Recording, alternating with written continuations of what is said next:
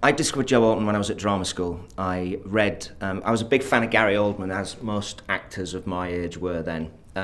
And he'd done the film of Prick Up Your Ears, which I watched, and I thoroughly enjoyed his performance, although I wasn't mad about the film. And then what I decided to do was kind of investigate who this creature was, Joe Orton. And from there, I then discovered The Ruffian on the Stair and Entertaining Mr Sloane. And Entertaining Mr Sloane was the first play that made me laugh out loud. And I couldn't understand why. It was a very abstract feeling. And it was all to do with, I think there was some connection with this young man from a certain part of the world, and this escape and needing to escape, and this kind of being involved in this, in this prison of this house.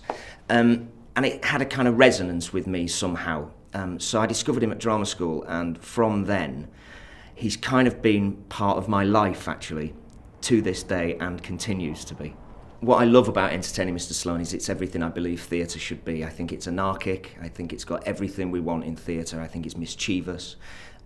It's full of sex. It's full of death. It's full of violence. It's full of a flourish of language, which I'd never experienced before.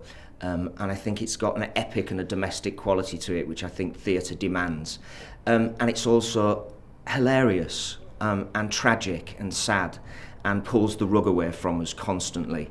And I think for me, it's his best play, in structure as well as in action and intention, actually. I just think it's an incredibly powerful piece that still resonates to this day. Yeah, okay, my production of Entertaining Mr Sloane, it took quite a long time to get going because we couldn't find the right cath, which is essential. Because it was a West End production, we needed a name for it, which is absolutely in order to get bums on seats. Kathy Burke was originally going to play Kath, and then she had to pull out, unfortunately. So we went through a whole heap of actresses to play Kath, and there was nobody that could do it. And then I got a phone call one day from my agent saying that Imelda Staunton wanted to meet. And of course I kind of went, oh, well, that's an interesting choice, and wasn't really kind of sure about it because I still had Kathy Burke in my head. And then I met Imelda, and she walked through the door, and this kind of 5-foot powerhouse walked through the door. And the first question she asked me made me realise that I'd got the right person, which was, I hope you're not going to play this for laughs.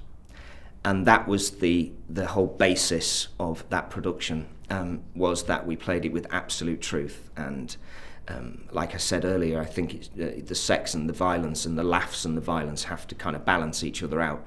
And somebody like Imelda, who's in the traditional sense is a clown, she was able to nail that beautifully for us. And yeah, I did a production at the Trafalgar Studios, as you said, 2009, with Matthew Horne, Simon Paisley-Day, Imelda Staunton and Richard Bremer. It was truly a top draw cast, and I didn't set it anywhere else apart from where Orton wanted it. So yeah, and it was a huge success and ran for 12 weeks and sold out in the West End.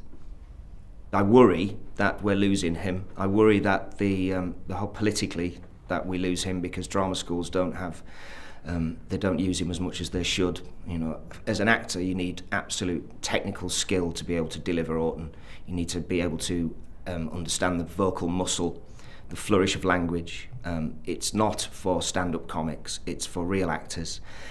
His legacy in writing, I think, goes everywhere. I think Sarah Kane, for me, is somebody.